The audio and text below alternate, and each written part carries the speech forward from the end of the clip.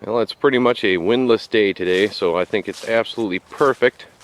A perfect day to get a tarp over top of this. I've got another big tarp. I'm going to cut it in half and do one half of each tarp on the sides here, glue it together, just like I did my big shed.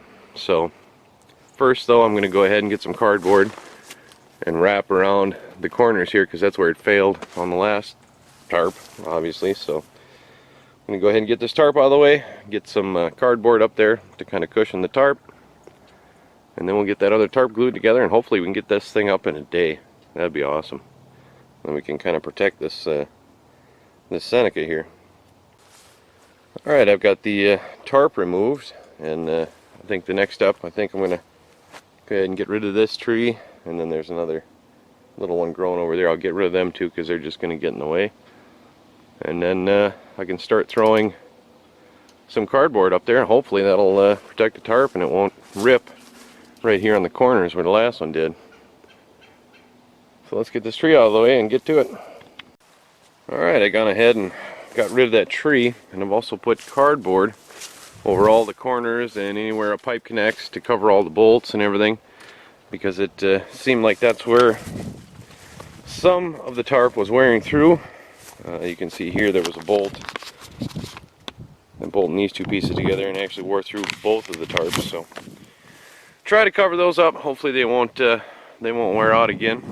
And now that I've got everything up and ready to go there, I've got the tarp laid out, my other big tarp, and I've got it folded in half. And I'm going to go ahead and cut it straight in half, and then glue it together so that it's a 24 by about 27 foot tarp, and that should cover that. Not going to be a full 28 feet, because I'm going to overlap it about a foot so I get a good seam, just like I did on the big shed. So I'm going to go ahead and cut this, and hopefully the wind ain't too bad and I can get it all glued and seamed, and we'll let it dry, and then we can throw it up there and I'll have another shed. Alright, I've got the seam completely glued all the way down, and I've also got a string wrapped around both ends there, so I can do like I did on that shed, on both ends of it to hold it.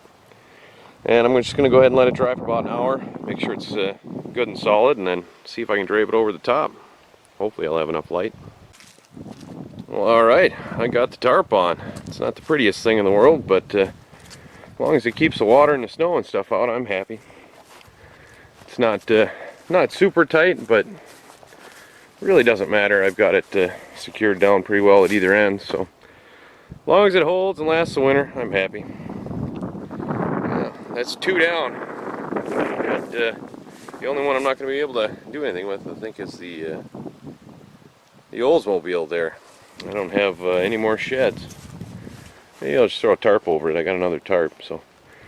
But at least this is done. On to another project.